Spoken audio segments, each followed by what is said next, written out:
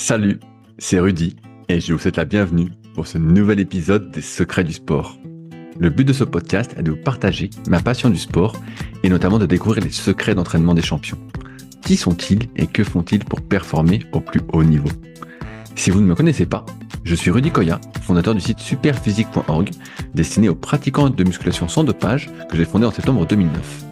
Sur ce site, j'ai écrit des milliers d'articles, fait des milliers de vidéos et je fais des podcasts depuis plus de 10 ans, avec toujours la même ligne de conduite, trouver des réponses à mes questions.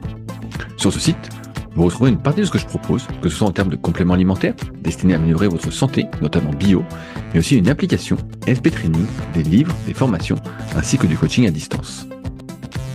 Aujourd'hui, j'ai le plaisir de vous partager ma conversation avec Romain Tourillon, kinésithérapeute à l'hôpital de la Tour à Genève, mais surtout l'un des meilleurs spécialistes mondiaux du pied. Ce n'est pas ce que j'avais prévu d'aborder, mais devant une telle passion, je n'ai pas su résister. J'espère donc que vous vous régalerez autant que moi. Bonne écoute. Salut Romain, comment vas-tu aujourd'hui? Bonjour Rudy, merci, ça va très très bien, en forme pour ce podcast. Merci pour l'invitation, c'est un plaisir.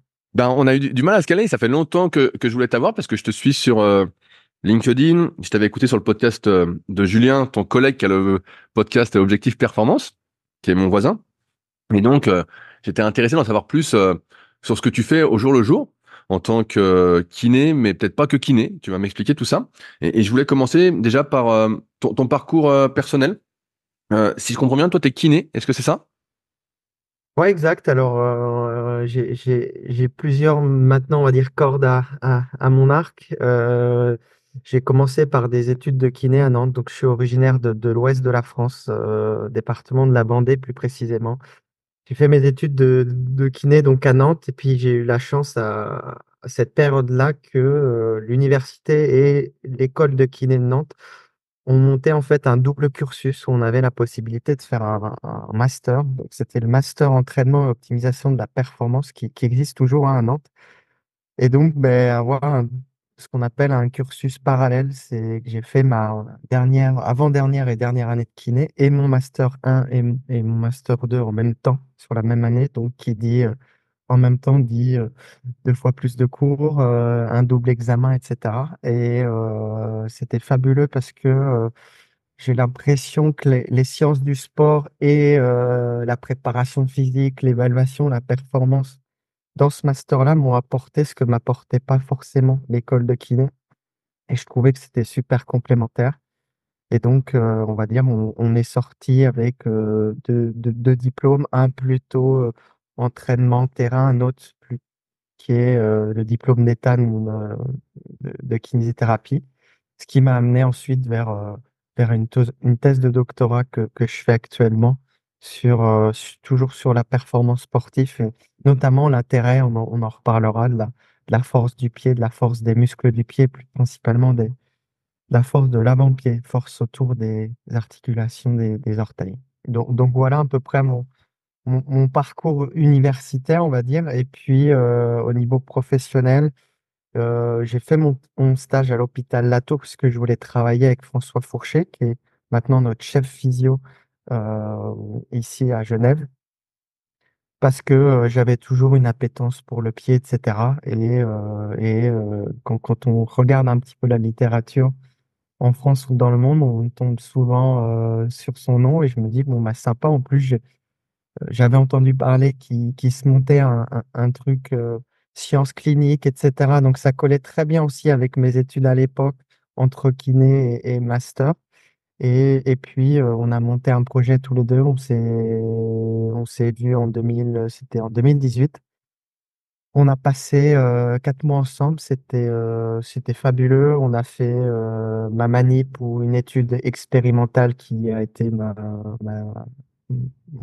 on va dire mon manuscrit ou ma thèse de fin de master et de dernière année de kiné. Et puis ça m'a tellement plu que j'ai voulu rester là-bas, donc emmener mes valises et traverser la France pour aller là-bas, puisque il m'offrait la possibilité de conserver une partie clinique et réaliser ma thèse aussi à côté. C'est ce que je voulais profondément, c'est garder les mains dans le moteur, parce que je pense que je suis né pour ça et je suis un grand amoureux du terrain et de la clinique. J'adore aussi l'aspect scientifique. et l'aspect recherche, mais je voulais un lieu où je pouvais combiner les deux, donc ça a été l'atout. Donc voilà pourquoi j'ai déménagé. Je travaille toujours là-bas, parce que c'est mon employeur de thèse, on va dire. Et puis voilà, c'est ce qui m'anime depuis 4 années un petit peu. Et puis après, pour mon parcours plutôt thèse, Jean-Benoît Morin, qui est très connu forcément sur les notions de sprint, biomécanique, profil force-vitesse, tâches explosives, puissance, etc. S'intéressait à l'époque, ou voulait s'intéresser au pied, notamment sur le rôle du pied de la cheville mm, à la base sur le sprint. Et puis son déménagement de Nice à Lyon fait que ça rapproche aussi. Et on a monté aussi un dossier ensemble de projet de thèse. Donc, on va dire que je suis plutôt bien entouré, que ça soit à la tour avec François Fourchet, puis tous mes collègues, où c'est un réel plaisir de travailler avec eux tous les jours. Et puis du côté de la thèse avec Jean-Benoît Morin sur la direction de thèse. Donc voilà, c'est cool et c'est sympa. Ça permet d'animer un petit peu les journées et les semaines, comme tu as pu le comprendre. Donc voilà pour moi. J'ai une question rapidement sur ton parcours. Tu dis que donc tu faisais des études de kiné et il y a eu l'opportunité de faire un master plus orienté sport en même temps. Est-ce que toi, tu étais sportif à la base ou est-ce que quand tu as fait tes études de kiné, tu avais déjà en tête de devenir kiné du sport ou pas du tout? Ouais, il y a une vraie appétence sportive hein, pour moi. Donc, bien sûr, que je suis rentré un petit peu dans le métier de kiné où j'ai voulu faire kiné par le biais de blessures, de ma pratique, d'avoir rencontré aussi en rééducation des professionnels de santé. Et donc, j'avais toujours, oui, euh, voulu, entre guillemets, quand je rentrais à l'école de kiné, me dire, bon, ben, j'aimerais travailler dans la sphère sportive. Alors, club, pas club, centre de rééducation sportive, cabinet tourné vers le sport, j'avais absolument pas d'idée. Et j'aimais aussi la littérature, beaucoup, j'aimais beaucoup lire, chercher des connaissances tout seul, en dehors des cours beaucoup. On me connaissait aussi beaucoup pour ça à l'époque. Celui-là qui avait une grosse bibliographie, c'est comme ça souvent qu'on m'appelait, une grosse bibliographie littéraire. Et donc, je trouvais que c'était une super opportunité de combiner ça. Et maintenant, ça s'est très démocratisé. Il y a beaucoup, beaucoup de kinés qui font des masters, pas forcément en double cursus, même si il y a quelques villes maintenant et IFMK qui s'y mettent. Donc, je trouve ça super bien. Et nous, on a été un petit peu précurseurs à Nantes et ça m'a permis, en tout cas, d'allier différentes passions au final à l'époque ouais, qui matchaient bien, hein, que ça soit sport, sciences, performance, clinique, kiné, ça c'est top. Tu parlais de l'hôpital Latour ou du travail.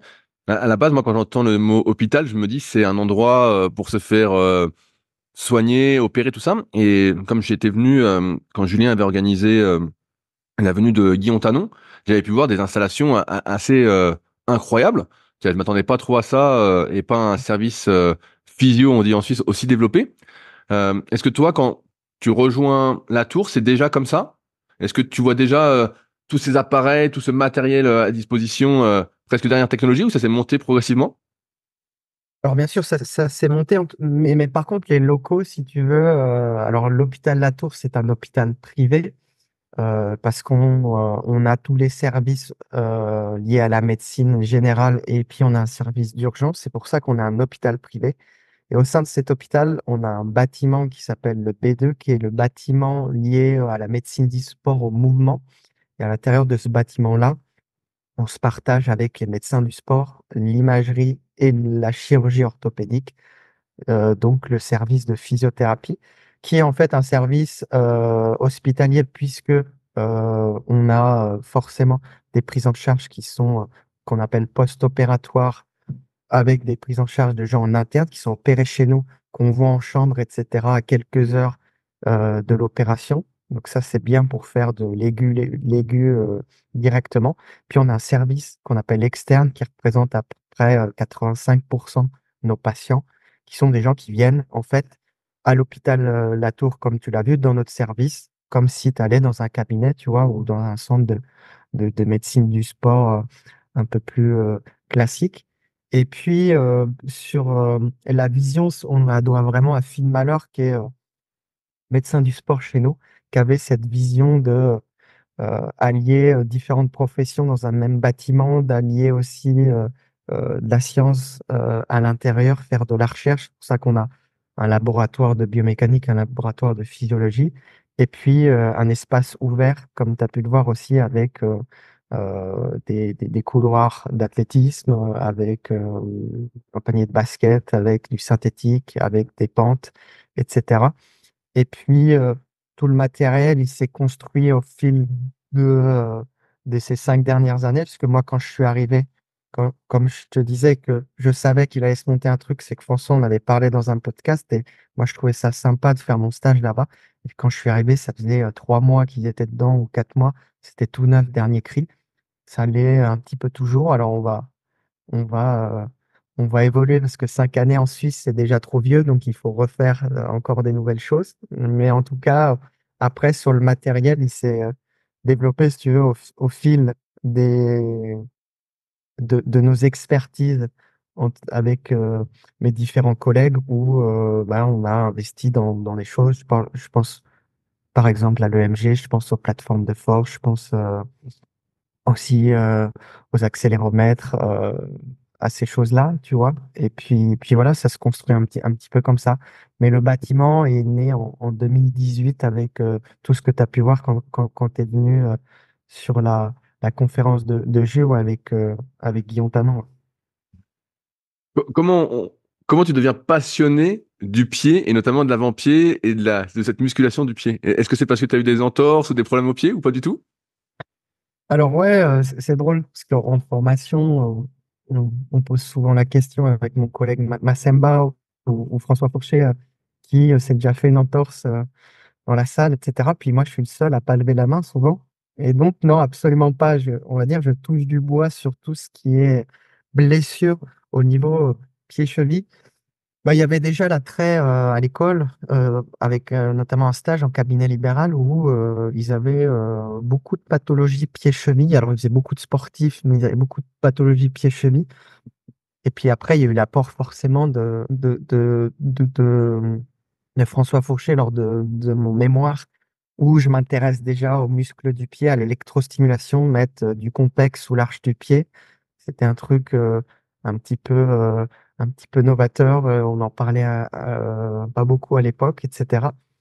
Et puis en fait, l'intérêt, il vient pour moi de trois notions. Si tu regardes au niveau épidémiologique, tu en as parlé. Quand on parle pied-cheville, on parle entorse. Entorse, instabilité chronique, je me tords les chevilles, etc. C'est à la fois banalisé par les gens, c'est sous-traité par les professionnels de santé. Et malheureusement, quand on regarde les chiffres, il y en a énormément. C'est la pathologie la plus fréquente en médecine du sport et de loin.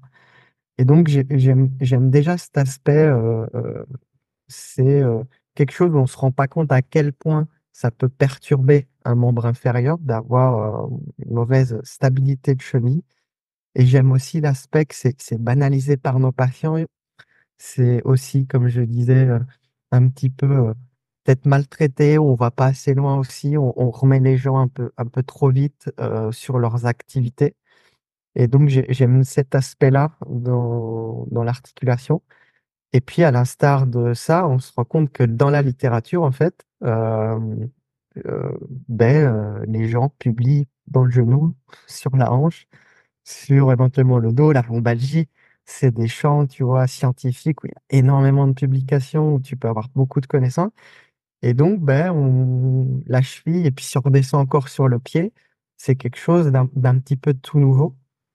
Et j'aimais cet aspect-là aussi où, en fait, on commence à construire un petit peu les premières connaissances sur ce complexe pied-cheville. Et puis, les muscles du pied, on va dire que ça fait, tu vois, ça fait peut-être 10 ans.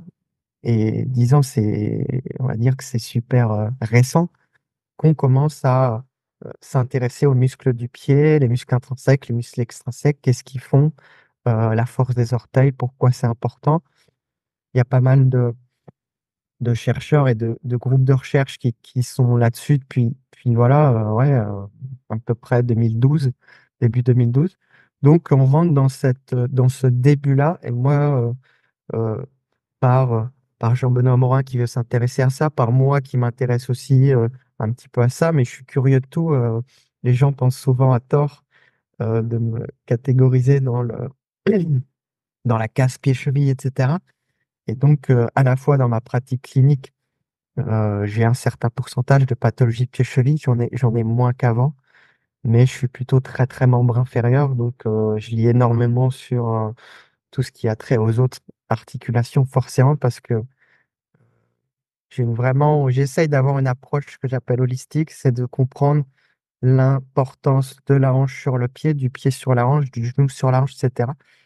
Parce que si on lit la biomécanique, on se rend compte que, il y a énormément de liens à faire et que, il y a des compensations qui peuvent être faites de façon, on va dire, positive comme de façon négative par le biais éventuellement d'une blessure.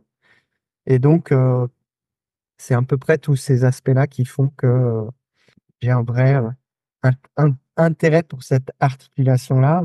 Et puis forcément, dans le cas d'une thèse, il faut que tu fixes un sujet qui soit précis. Tu peux pas dire je fais ma thèse sur pied-cheville, ça veut rien dire. Donc après, on s'est intéressé à la force du pied, et notamment la force de l'avant-pied, parce que c'est la chose que tu peux le mieux mesurer au sein du pied quand on parle de force. Et donc, c'est pour ça on a fait ça dans le cadre de cette thèse-là, tu vois. Alors, j'ai plein de questions, Romain, par rapport à tout ce que tu as dit. J'ai effectivement l'impression que cet intérêt autour du pied est assez récent. Exact. Ça, c'est vrai. Parce que j'ai cette sensation, donc ça fait après 20 ans que je suis dans la muscu, que avant tu te faisais une entorse et en gros on t'étirait les mollets et puis tu repartais, on disait voilà, c'est bon, t'as regardé de la souplesse, t'as fait un peu d'extension, d'extension, t'es monté sur la pointe, voilà, t'as fait des mollets debout, des mollets assis Ouais. classiquement, et puis voilà, c'était bon. Est-ce que tu peux préciser, c'est quoi pour toi l'instabilité de cheville et qu'est-ce que c'est exactement? Une entorse de cheville, si on l'a défini, c'est un épisode traumatique de la cheville qui a amené à une torsion de cheville, principalement, on va dire, dans un plan frontal et plus ou moins sagittal, qui a amené à une interruption en fait des activités quotidiennes ou sportives d'un jour. Si tu définis scientifiquement une entorse, ça va être ça. Et on rentre dans le cas de personnes qui font donc ces épisodes-là, qui sont plus ou moins arrêtés. Et il y a le plus ou moins arrêté qui fait souvent le nid à l'instabilité chronique, qui pour elle est le fait en fait d'avoir fait une entorse de cheville et après d'avoir soit récidivé, c'est-à-dire d'en avoir fait plusieurs, soit d'avoir des épisodes de torsion. Et le souci de la torsion ou les giving way, c'est les gens qui, justement, oh, mais ça a tourné, mais ça m'a fait mal quelques heures, mais maintenant ça va, ça n'a pas gonflé, etc.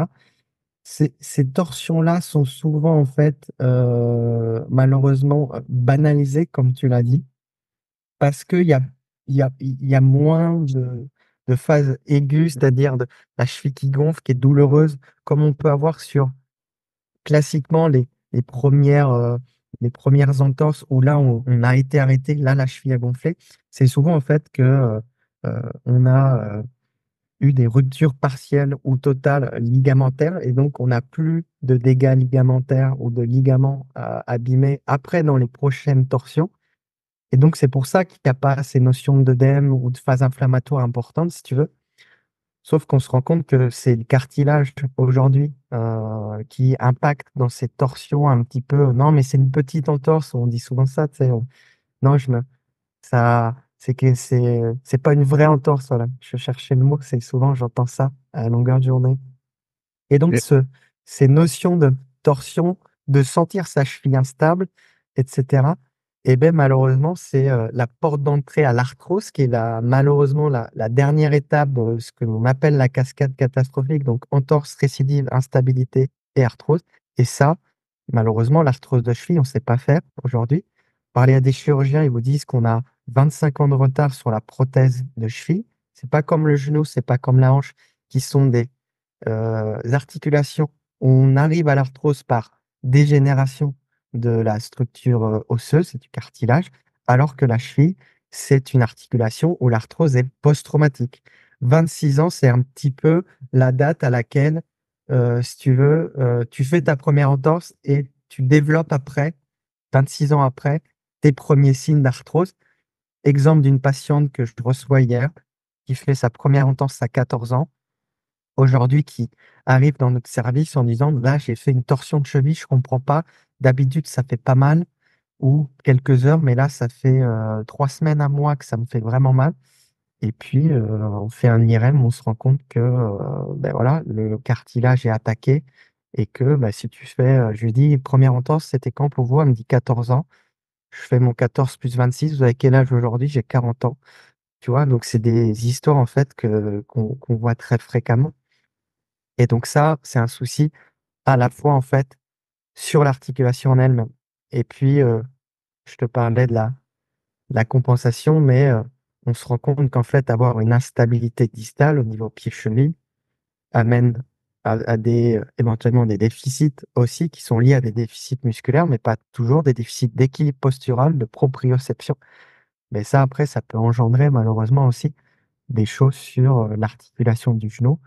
Il y a un vrai lien quand même avec, notamment, je pense souvent le ligament croisé ou le syndrome fémoro-patellaire, ou la tendinopathie rotulienne qui sont des pathologies aussi de de manque de contrôle ou d'absorption si on prend le syndrome fémoro-patellaire et le tendon rotulien et avec, des gens quand tu regardes leurs antécédents, heu, beh, sont en instabilité chronique, mais en fait, ça rentre pas dans leur discours, si tu veux.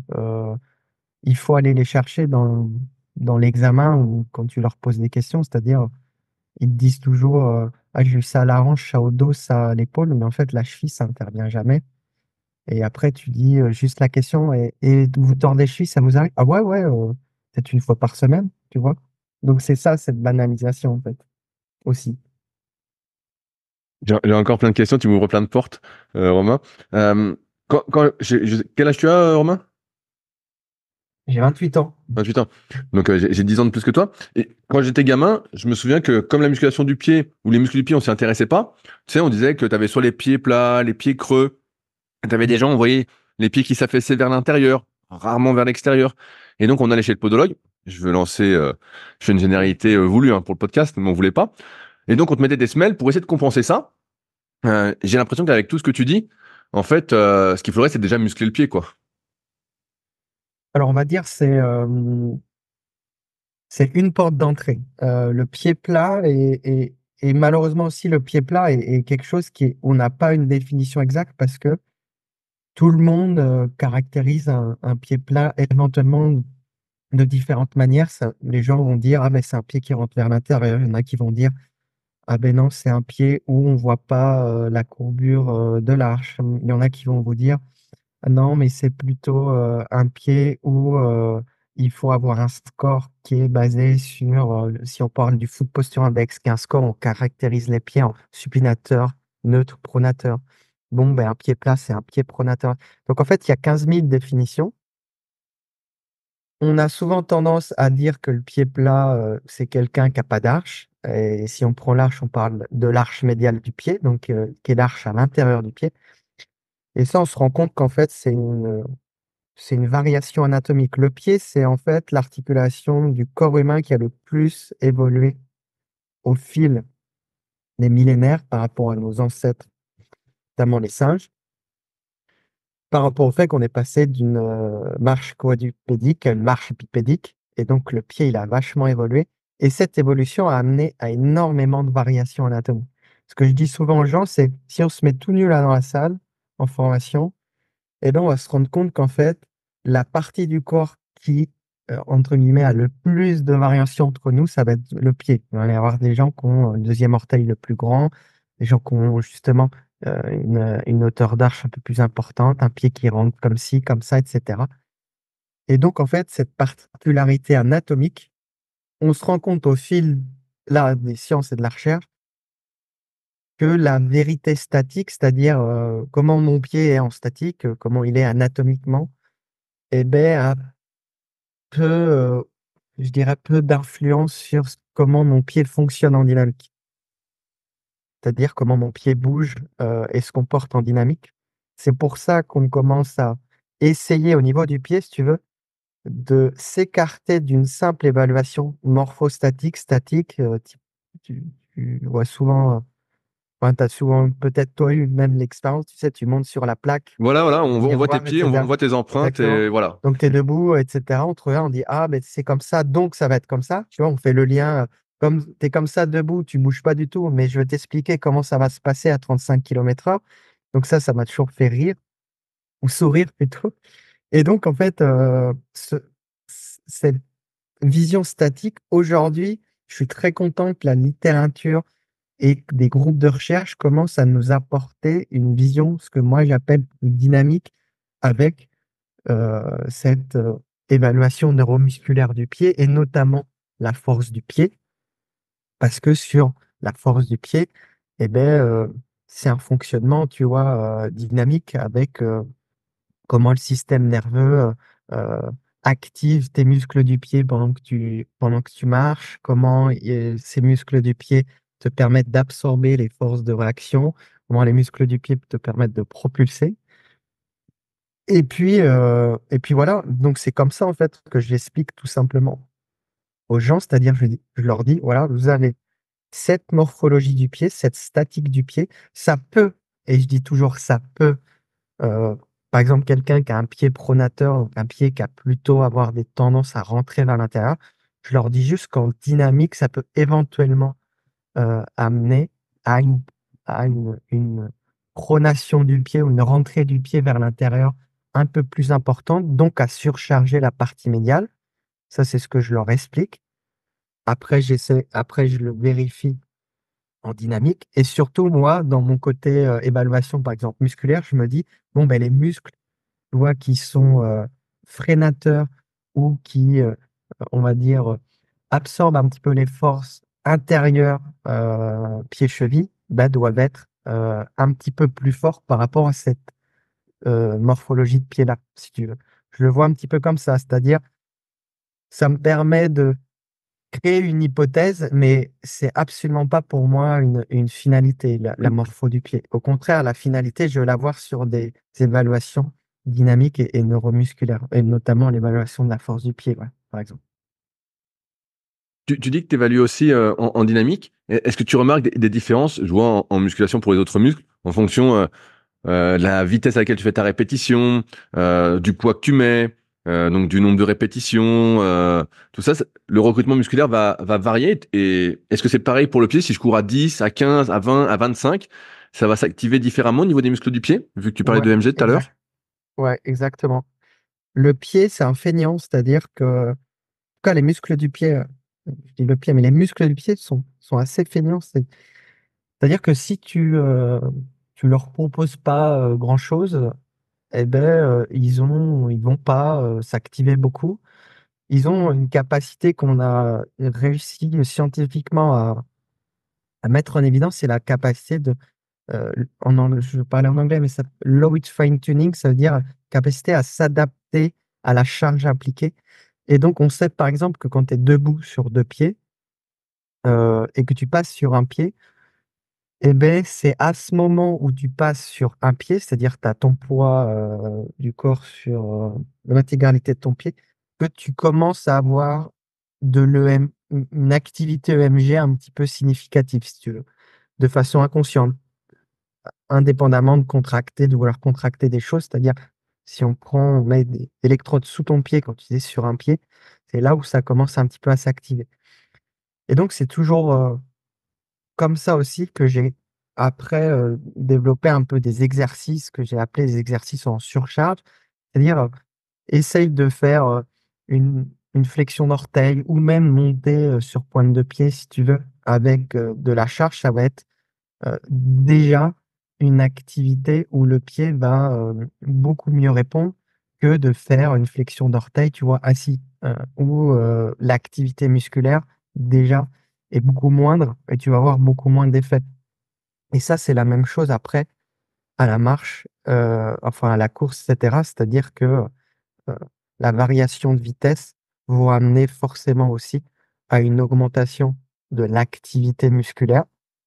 On sait que l'activité musculaire, elle est pas forcément liée toujours à la force, exercée au sein du pied, mais peu importe, ça veut dire que forcément, le pied est très versatile, c'est-à-dire qu'il s'adapte, il essaye de s'adapter à ce que tu lui proposes et donc, à l'instar des autres articulations, il est également comme ça. Donc autant lui proposer des choses un petit peu sérieuses, sinon comme j'ai dit, il est feignant et on va avoir un petit peu d'effet. Donc ça me fait sourire aussi les exercices un peu assis, tu sais?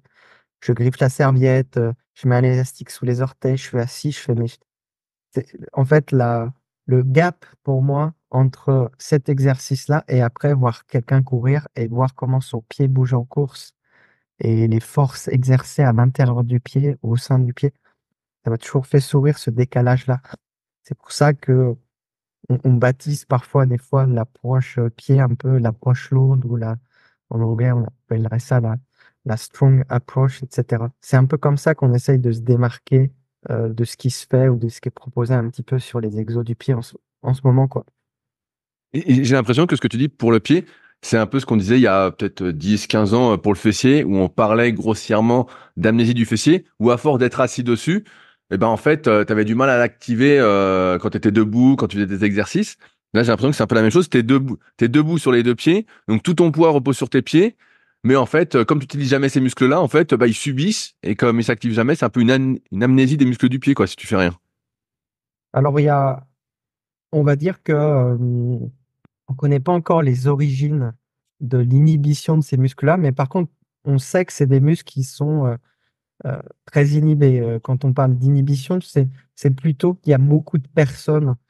Si tu prends, 100 personnes dans la rue, il y aura et que tu, essayes de regarder leur capacité à essayer de contracter ces muscles, si on parle je parle plutôt là des muscles extrinsèques, donc qui sont vraiment à l'intérieur du pied et beh, en fait, tu te rends compte que, il y aura beaucoup de gens qui ont ils vont auront du mal, en fait, à activer totalement, l'ensemble des muscles ou l'ensemble des de pourcentage des fibres musculaires. Et donc, je suis d'accord avec toi que, cette inhibition-là qu'on trouvait dans le fessier, on l'a également sur le pied.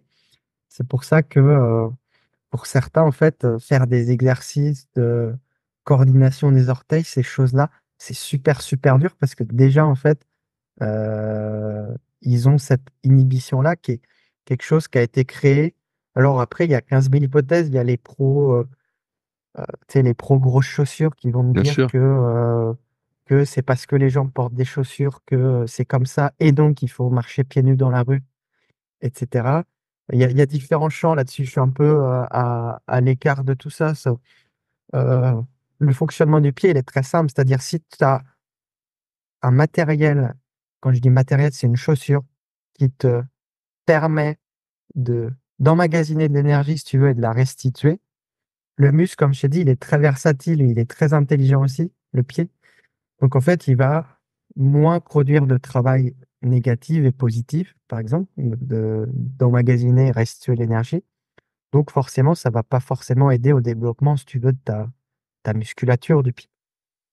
Et inversement, si tu as des chaussures Oui. qui produisent limite, en fait, c'est même pas le débat, petite, grosse chaussure ou pas, c'est le débat comment ta chaussure, ton matériel, en fait, si ta semelle, si tu veux, elle absorbe, mais elle restitue rien, le pied, il va le savoir. Donc le pied, il va se dire: «OK, la chaussure, elle absorbe, mais moi, il va falloir que je restitue».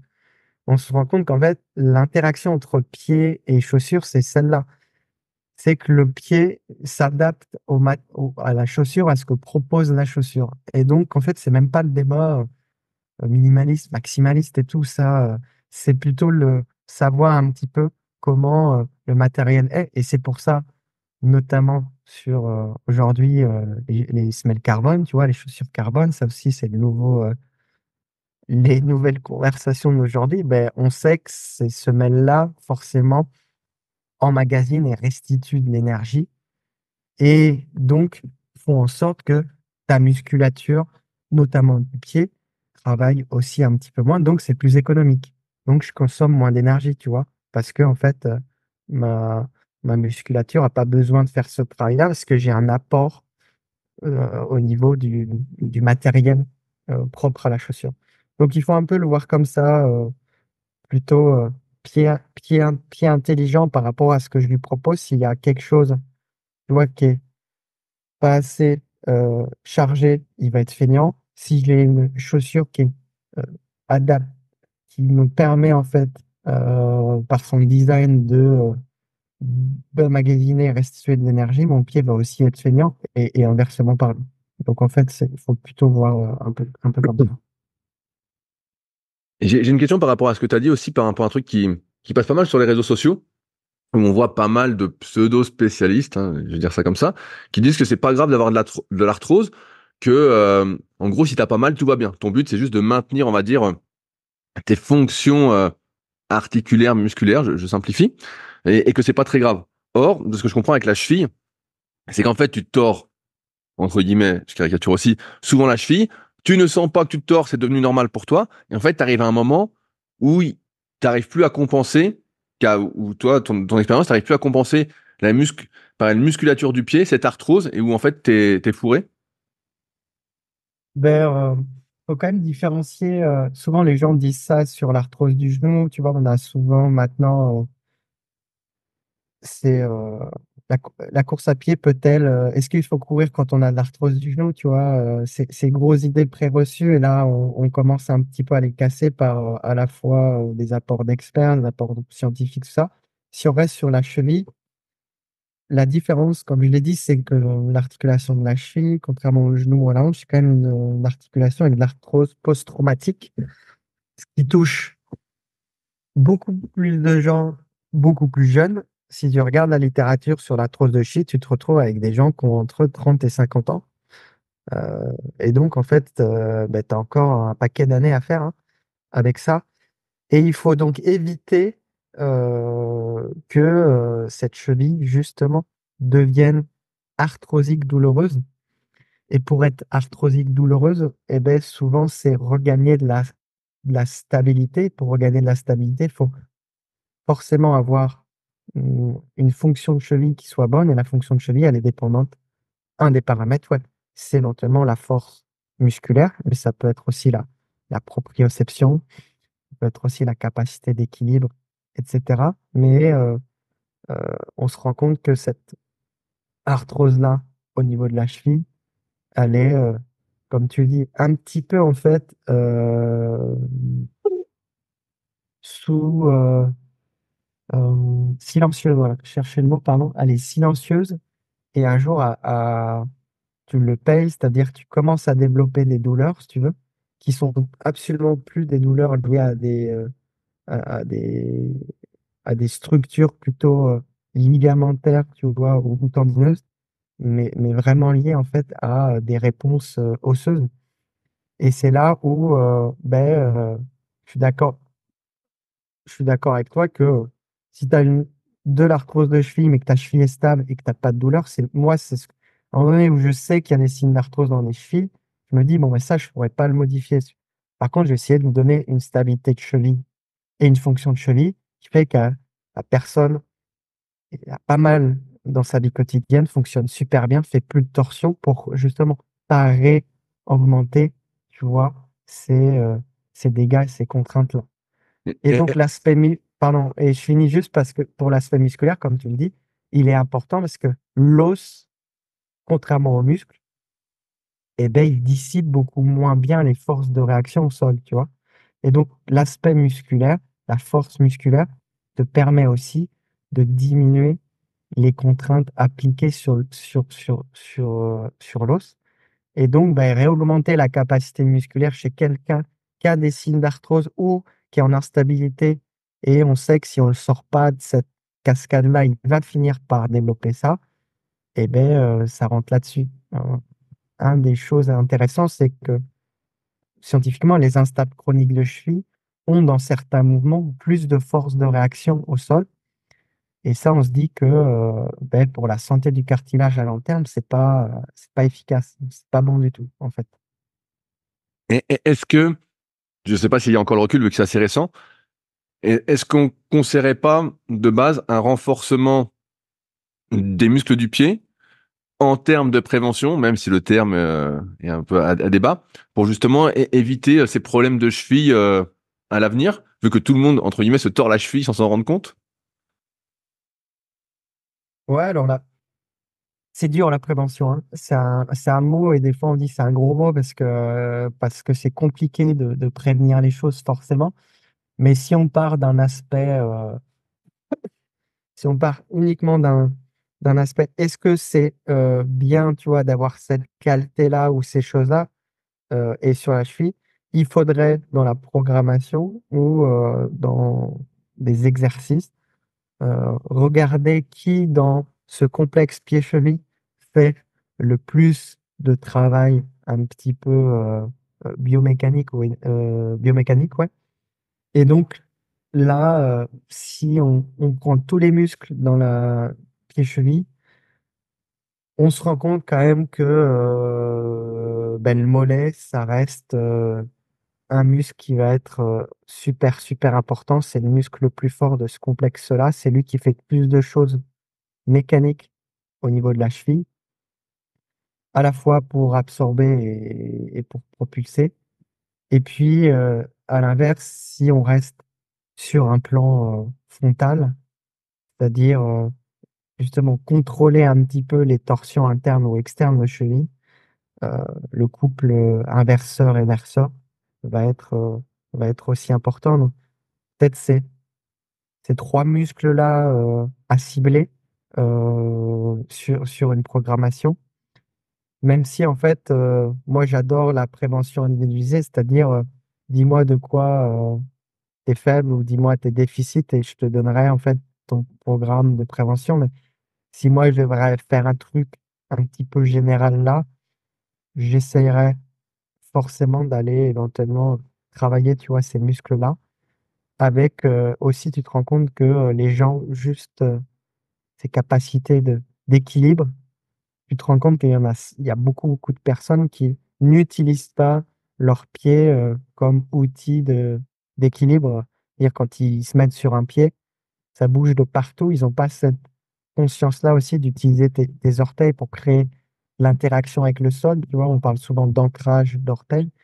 Ben, ça aussi, je trouve, c'est quelque chose qui peut être vachement intéressant d'avoir ces stratégies d'ancrage au sol qui sont aussi vachement importants sur notamment l'équilibre postural, par exemple. Ta thèse, elle porte sur quoi exactement? Qu'est-ce que tu cherches à savoir? Ma thèse s'intéresse à la force des orteils. On dit des orteils, articulation métatarso-phalangienne, peu importe. Et donc, l'idée de la thèse, c'était se dire, quand on pousse, quand on est dans la phase de propulsion, c'est-à-dire que ce soit à la marche, à la course, en sprint, en changement de direction, en saut, on a en fait une triple flexion du membre inférieur. Donc, tu as une activation des extenseurs de hanche, grand fessier, ischio. Tu vas avoir le mollet euh, au niveau de la cheville. Et puis, la partie en fait transfert, si tu veux, toute cette force-là, ça va être l'avant-pied. Et donc, l'idée de la thèse, c'était de se dire, est-ce que les gens qui ont le plus de force autour de l'avant-pied produisent et transmettent un peu mieux la force au sol dans des tâches explosives? Donc, elle est découpée en trois parties. La première partie, ça a été de développer un appareil qui permettait de façon précise de mesurer cette force des orteils. Donc, c'est un truc que j'ai créé au départ en bois avec mon père dans le garage. Et ensuite, qu'on a retravaillé au labo, que j'ai envoyé dans une entreprise pour le faire entre guillemets, de façon un peu plus différente, mais beaucoup plus rigide, avec un capteur de force sur une plaque pour mesurer la force des orteils. Et puis après avoir, entre guillemets, créé cet outil-là, ça m'a servi pour mesurer la force des orteils chez, on va dire, plein de sportifs de très bon niveau national sur ma deuxième étude, par exemple, dans 5 sports, alors athlétisme, football, rugby, basket et handball, des sports où il y a de l'accélération, de la décélération, des changements d'érection, des sauts. C'est pour ça qu'on a pris ces sports-là. Et l'idée, c'était de savoir est-ce que les gens qui ont plus de force du pied, euh, après, lorsqu'on évalue leur sprint sur des plateformes de force incrustées dans le sol, est-ce qu'ils produisent plus de force, justement, et ils transmettent mieux, c'est-à-dire qu'ils ont un pied propulsant un petit peu mieux, hein. C'est tout l'idée de la thèse là-dessus. Et puis la dernière partie de thèse, c'est est-ce que quand on renforce le pied par le biais d'un protocole précis, est-ce que tu améliores justement ces paramètres de propulsion lors des tâches que je t'ai citées là? Donc en fait, c'est à peu près ça qui m'anime depuis 4 ans sur mes travaux. Et quand est-ce qu'on aura les résultats alors? Alors il y en a quelques-uns, c'est-à-dire déjà, j'en ai pas parlé, mais si on revient à ce qu'on s'est dit sur le statique du pied, la morphologie du pied, il n'y a pas de lien entre la force des orteils et le fait d'être pied plat, pied pronateur, pied neutre, pied supinateur. J'ai une arche qui est basse, j'ai une arche qui est hausse, etc. Ça a été une nouvelle fois, entre guillemets, un apport scientifique de se dire, bon, ben, en fait, si on regarde que le pied, ça nous indique pas de comment il est fort, si tu veux. Et souvent, c'est drôle parce que je fais aussi de l'échographie des muscles du pied pour voir aussi leur volume. Et ce qui est marrant, c'est que on caractérise souvent le pied plat par quelqu'un qui a pas d'arche. On voit pas, tu sais, la courbure de l'arche, mais en fait, souvent, des fois, la courbure de l'arche pour certaines personnes, c'est qu'elle est due à une hypertrophie des muscles du pied, notamment d'un des muscles du pied qui est vraiment sous l'arche, l'abducteur. Et en fait, euh, c'est des fois, en fait, les gens qui ont des pieds plats, qui ont des pieds plus forts, tu vois, contrairement à ce qu'on pourrait penser, pieds plats, pieds faibles, etc.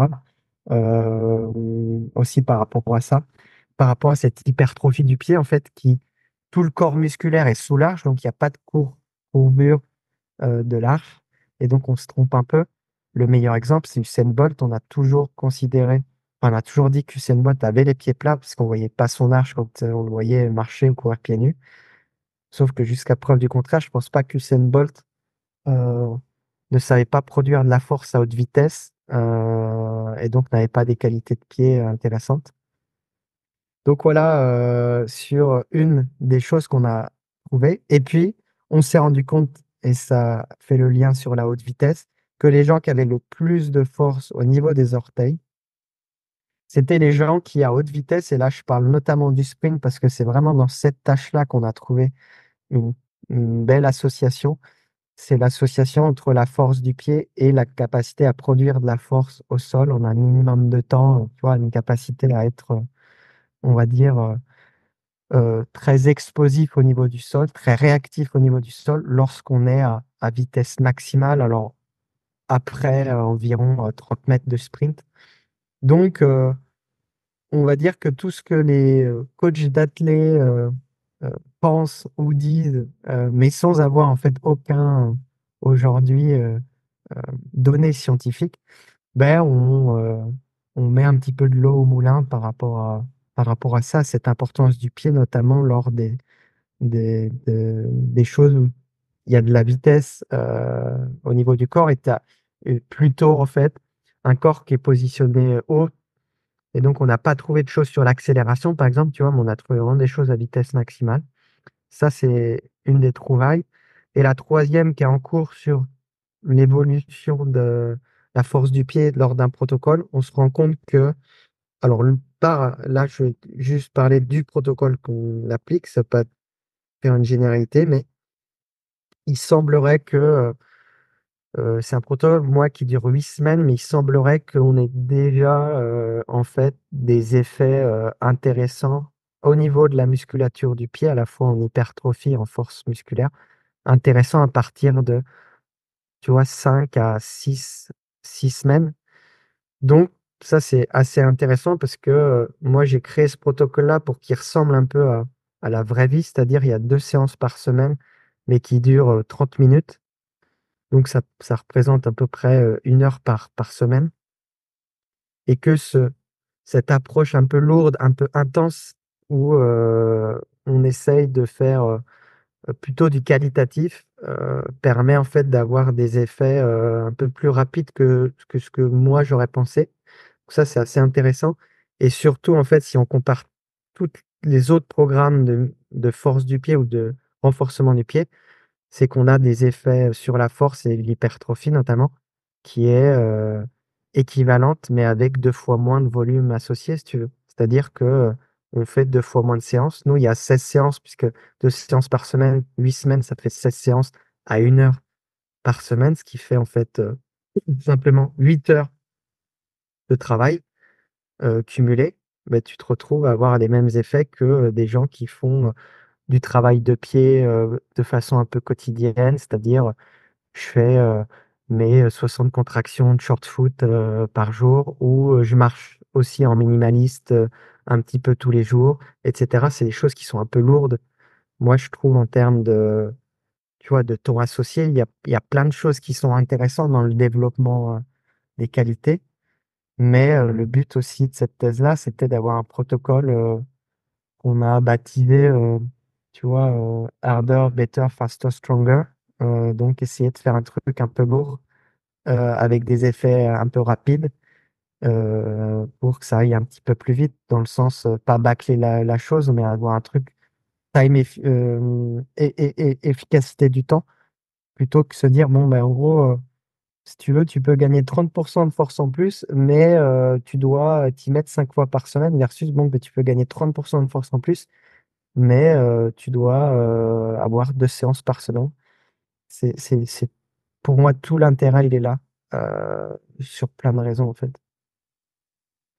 Et est-ce qu'à un moment, tu penses écrire un livre sur le sujet? Parce qu'on voit que tu investigues beaucoup le domaine. Et je me dis que ce serait intéressant pour des gens comme moi qui sont intéressés par l'entraînement d'avoir un peu tes conclusions qui sont amenées à évoluer parce que tu vas te poser plein d'autres questions. Mais est-ce que c'est un projet ou pour l'instant c'est un peu trop tôt pour toi? Ouais, il y a plein de, tu sais, la thèse, t'es dans ton truc, dans ton machin, mais je suis toujours quelqu'un qui se projette sur 5, 10 ans à chaque fois. Et il y a plein de choses qui viennent. Un livre, c'est forcément quelque chose auquel je penserais, puisque je pense qu'il y a plein de choses à dire ou à montrer, tu vois, sur ce complexe pied-cheville-là, à la fois en termes de renforcement. Je pense que on nous connaît aussi pour ça, hein. Je pense, nous, parce que je me mets aussi avec mes compères passionnés de pied-cheville comme Massemba Mbaye ou François Fourchet. Puis après, on a nos petits, euh, nos petits padawans, nos petits étudiants qui poussent aussi derrière, qui vont faire des trucs superbes. Euh, donc un livre, ouais, je pense que ça pourrait vachement intéresser. Et ici, formation en ligne ou formation aussi, tu vois, avec des vidéos d'exemple. J'aime beaucoup la formation aussi en ligne, mais notamment, tu vois, quelqu'un qui est dans une salle de gym qui a son tableau blanc et qui dit voilà, on va faire tel exercice, ça va travailler ça, on le fera comme ça. Moi, j'aime beaucoup ça aussi parce que, notamment si on va sur la notion des coachs ou des pratiques physiques, ça les intéresse particulièrement, tu vois, ces choses-là. Donc, ça, c'est les choses auxquelles je pense. Et puis, si tu parles de ce que l'on a développé sur la mesure de force des orteils, tout le monde m'a dit mais pourquoi tu commercialises pas le truc? Pourquoi tu n'essayes pas de le redévelopper encore un peu mieux que ce que tu as fait pendant ta thèse et qui sert en fait dans les cabinets ou pas que dans les cabinets de kiné, mais qui servent aussi dans le monde de l'entraînement, d'avoir un appareil d'évaluation, tu vois, de la force des orteils. Donc, tu vois, tu as ces 3 aspects-là, le livre, l'aspect un peu produit sur l'ergomètre de mesure de force du pied, et puis éventuellement la formation avec des vidéos, etc., etc. Julien Stouric me propose toujours, toutes les semaines quasiment, de faire une conf ou un workshop sur 15 000 sujets. Donc ouais, ouais, j'ai aucune pression, mais je sais qu'il y a beaucoup de demandes. Donc, quand il y a beaucoup de demandes, ça veut dire que c'est éventuellement intéressant, tu vois. Ouais, ouais, bah en fait, parce que je te pose cette question parce que dans tout ce que tu dis, j'essaye de voir les exercices que tu peux proposer, mais même si j'arrive à les voir, j'ai pas ton expérience, tous les tests que tu as pu faire, tout ce que tu étudies. Donc, moi, ça m'intéresserait que, un moment, ce soit formalisé, du moins 90% de ce que tu comprends, de ce que tu penses comprendre, en tout cas de ce que tu connais, Ouais. que ce soit en formation ou en workshop ou n'importe, pour justement pouvoir tester, bah, déjà moi-même, sur moi-même, et puis sur d'autres, voir ce que ça donne. Et puis, tu vois, je trouve Sur ça hyper le, intéressant, hein. On voit que tu es passionné par le sujet et ça donne envie de s'y intéresser encore plus. sur la, sur les idées d'exo et ces choses-là, il y a plusieurs choses aujourd'hui. Bah, forcément, il y a mon article dans Sportsmith où j'ai mis pas mal de vidéos d'exemples. Euh, Comment développer la force de l'avant-pied, comment développer la force du médio-pied, comment développer la force du premier rayon, le gros orteil. On n'en a pas trop parlé aujourd'hui, mais voilà. Comment développer le couplage entre pied et mollet. Donc sur Sportsmith, tu as des choses intéressantes. Il y a eu notre masterclass qui a très très bien marché avec Julien aussi sur qu'on avait fait à La Tour un soir où on montre aussi quelques exos pieds-chevilles qui aussi vont permettre de voir un peu cette chose-là. Et puis, quoi d'autre? J'ai fait aussi un podcast chez un de tes confrères américains, Joel Smith, donc Just Fly Sport Performance. Très sympa, c'était cool d'ailleurs. Et même chose, il a mis quelques vidéos que j'ai mis en plus, que je lui ai donné, et qu'il a mis aussi sur mon podcast en dessous tout le script de l'article du podcast. Et puis, forcément, quand la thèse et le protocole sera terminé, l'étude sera terminée, on va créer aussi une, euh, une vidéo, tu vois, sous format un peu infographie vidéo de démonstration des exos qu'on a mis dans le protocole avec tout le protocole détaillé, tu vois. Donc forcément, euh, je suis aussi profondément attaché à la dissémination des connaissances parce que c'est des fois ce que je reproche un peu à certains scientifiques ou à la recherche en général, c'est bah, une fois que c'est publié, pour certains, le travail il s'arrête là, si tu veux, mais on se rend pas compte du nombre de gens qui lisent pas, euh, qui vont pas chercher forcément par manque de temps, par peur de lire l'anglais ou par difficulté à lire l'anglais. Donc c'est à nous aussi, on va dire, chercheurs scientifiques, d'aller, tu vois, apporter des connaissances aux gens, d'aller publier des choses sous format un peu plus, on va dire, synthétique, etc. Pour permettre justement, tu vois, de faire avancer les choses. Donc, je suis profondément attaché à ça. Toujours la difficulté lors d'une thèse, c'est de passer du temps à créer ces contenus-là, mais globalement, il y a déjà du grain à moudre sur ce que je viens de te dire, ouais, sur les vidéos les exemples en vidéo, par exemple. Bah, tu peux répondre positivement à la demande de Julien s'il met un maillot de Paris pour venir travailler, je pense. Je pense que s'il fait ça, Ouais, ça va être compliqué. Ouais, quoi que ça peut se discuter. depuis hier soir et la victoire contre le Shakhtar, il doit être un peu plus heureux que ces dernières semaines. C'est compliqué sous le soleil marseillais là-bas. Mais non, je pense que la seule chose justement auquel il voudra, il n'aimerait pas que je vienne faire un workshop, c'est si je le fais avec un maillot de Paris. Je pense que là, il me dirait non, là, tu peux rester chez toi, Romain. Tu n'as pas besoin de venir à la tour pour nous former. Bah, il est drôle parce qu'il m'a envoyé un message, il savait que je faisais podcast avec toi ce matin, pour me dire, dis à Romain que c'est le Kylian Mbappé de la physio. Ouais, il aime bien dire ça parce que il y a une chose qui nous fait rire. Alors lui, ce qui l'a fait rire, c'est un petit peu la, la jeunesse. Et donc, il y a une chose qui nous fait rire quand Mbappé disait tu me parles pas d'âge, de toute façon, c'est comme ça, c'est comme ça. Et à chaque fois qu'il me voit, il me répète cette phrase-là et c'est vrai que ça nous fait marrer. Mais non, on en discutait dans la voiture avec Julien, la dissémination, elle est vachement importante. Heureusement qu'on a des gens comme toi, comme lui, qui prennent du temps pour interroger des gens. Et ça, c'est des sources de connaissances, justement, qui sont des fois, qui changent de beaucoup plus la donne parfois qu'un article. C'est peut-être à dire, moi, on passe des heures à écrire des articles, à faire des statistiques, à écrire la méthodo, à faire de la discussion.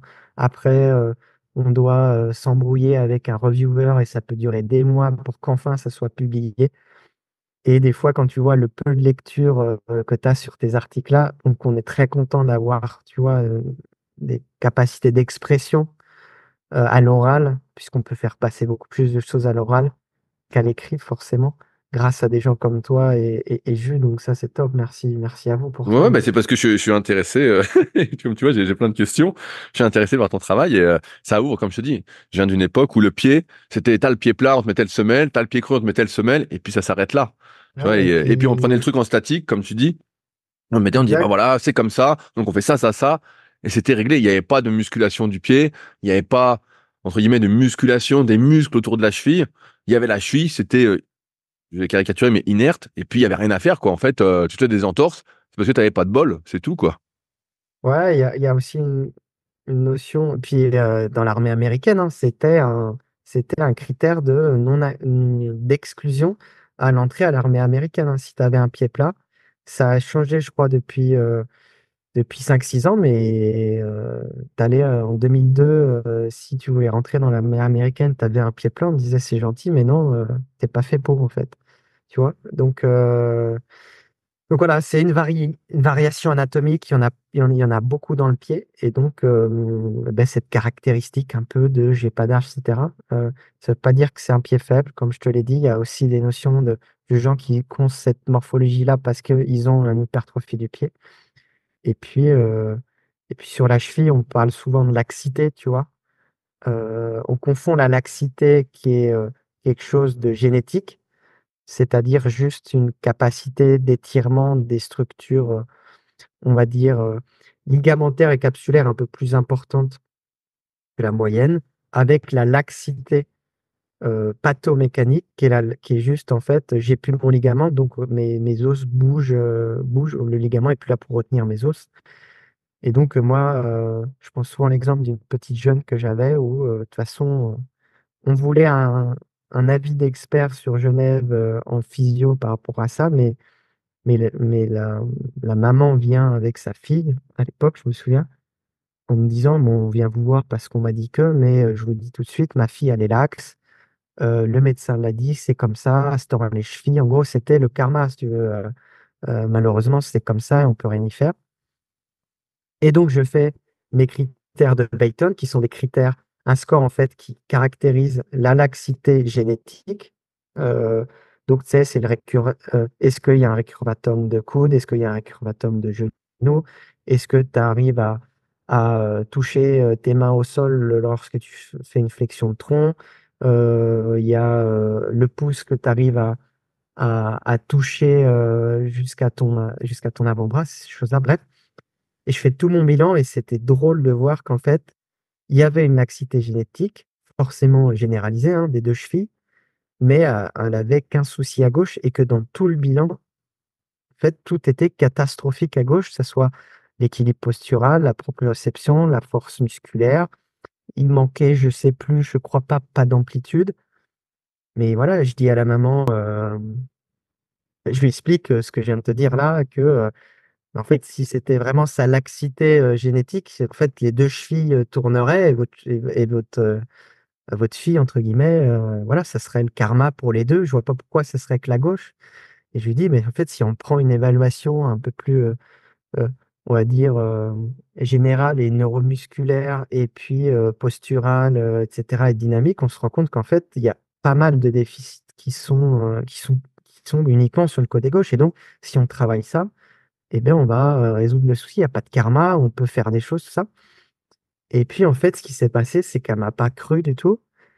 Et elle s'est même plaint à l'ordre des physios de Genève en disant que j'avais contredit le médecin, que la laxité, que j'étais allé à l'encontre du médecin en disant que c'était pas la laxité et que blablabla, tout ça, et etc., etc. Et bref. Et donc, tout ça pour dire que cette histoire-là, ça me fait toujours, j'aime bien la raconter parce que on est des fois dans ce plan-là, on va tellement loin dans l'idée préconçue, tu vois, qu'on a depuis des années, que des fois c'est dur de changer des mentalités, hein. Mais voilà. Bah, tu vas la revoir dans 26 ans alors. Ouais, c'est pas que j'ai du mal, mais des fois je leur dis, mais pourquoi vous avez attendu aussi longtemps pour même consulter quelqu'un? Des fois, les gens, ils arrivent, tu vois, avec des douleurs ou des, des déficits qui sont, quand t'es thérapeute, tu te rends compte, mais le tendon, la tendinopathie, c'est la même chose. Des fois, les gens, ils viennent te voir jusqu'à temps qu'ils peuvent quasiment plus marcher ou sauter ou ce que tu veux. On va dire, mais tu pouvais pas venir quand tu avais tes premiers symptômes et ça aurait été réglé. Parce qu'après, tu vois, il y a beaucoup de mécanismes qui, même au niveau cérébral, hein, du système nerveux, il y a tellement de neuroplasticité, mais dans le mauvais sens.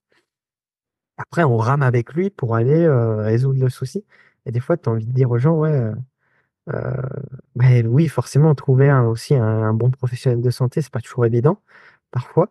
Mais des fois, tu as envie de leur dire pourquoi vous n'êtes pas arrivé plus tôt, quoi. Parce que là, ça va être, on va ramer tous les deux, mais on va pas ramener en 2 semaines, on va ramener un peu plus longtemps, ouais. C'est clair. Mais ouais, mais c'est parce que tant que tu peux faire, tu as envie de continuer. Tu dis, bah, c'est bon, c'est pas grand-chose, ça va passer. Tu sais, quand tu es très jeune, souvent, ça passe un peu tout seul. Puis plus les années passent, tu dis, ça va passer, puis ça passe de moins en moins, quoi. Et puis comme tu l'as dit, quand c'est trop Et la tard, entre guillemets, ouais, tu dis, ah bah, je viens. Ouais, ouais. mais en fait, Et le c'est corps, la il va pas se réparer, quoi. neuroplasticité. La neuroplasticité, elle fonctionne aussi, c'est-à-dire tu vas compenser et puis ça va aller. Et puis après, tu vas te retrouver dans Euh, ce qui se passe, si on reste sur la chie, c'est on part du principe, pour beaucoup de patients, les premiers traumas, ils l'ont eu, tu vois, sur la cheville, tout ça. Ça a été plus ou moins rééduqué ou pas rééduqué.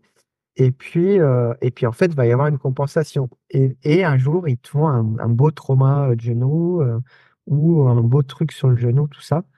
Et puis, c'est cette mauvaise neuroplasticité, c'est-à-dire que ça a marché un temps.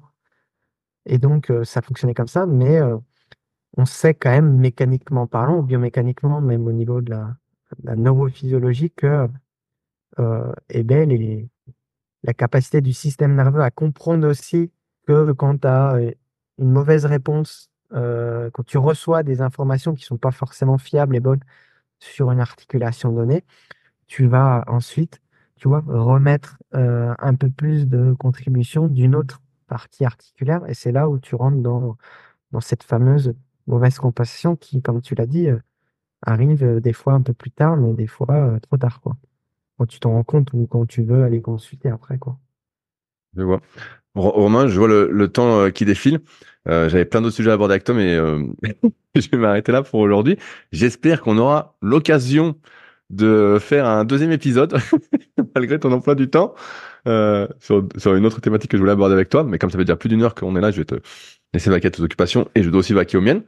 Je voulais te remercier pour le temps que tu as pris à m'expliquer tout ça. C'était passionnant. Je pensais pas que ça me passionnerait autant, tes réponses, que j'aurais autant de questions sur le sujet.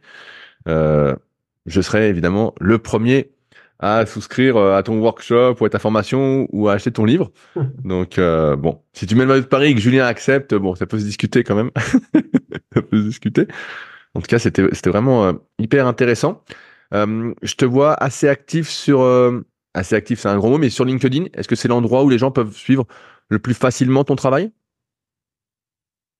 On va dire LinkedIn, Twitter, sûr, c'est là où je mets quand même les choses que je fais, que ce soit, on va dire, oui, la publication d'articles ou des choses sur des comptes, des congrès ou des formations que je vais donner. Et puis aussi un petit peu Instagram, c'est quand même un compte Instagram moitié pro, moitié perso, même si c'est de plus en plus très tourné pro. Donc voilà, là-dessus, où on peut me suivre. Très simple, j'ai pas de pseudo, de machin, je m'appelle Foutanque l'expert, arroba je sais pas quoi là. Je m'appelle, c'est Romain Tourillon, donc vous pourrez me trouver dans tous les canaux. C'est très simple, les 3 comptes, c'est ça. Et puis j'ai juste une petite pub pour les amoureux pieds-chevilles, peut-être avant ce podcast et je l'espère après. On organise le plus grand congrès international sur la cheville. C'est tous les 2 ans. Ça passe de continent en continent. On a eu décroché la candidature pour cette année pour la France. Donc, j'organise ça avec mon compère François Fourchet. Ça se passe à Strasbourg, au Palais des Congrès. Donc, il y a les meilleurs experts pieds-chevilles sur plein de thématiques, que ça soit de la thérapie manuelle, du renforcement, des choses aussi liées, tu vois, à la rééducation à la course, mais sur pathologie pied-cheville. Et donc, c'est quand même un congrès qui est très tourné clinique et recherche. Ça nous tenait beaucoup à cœur parce que c'est vraiment le cœur de notre, on va dire, de notre travail au quotidien avec François. Et donc, on vous invite à checker ça ou à vous inscrire.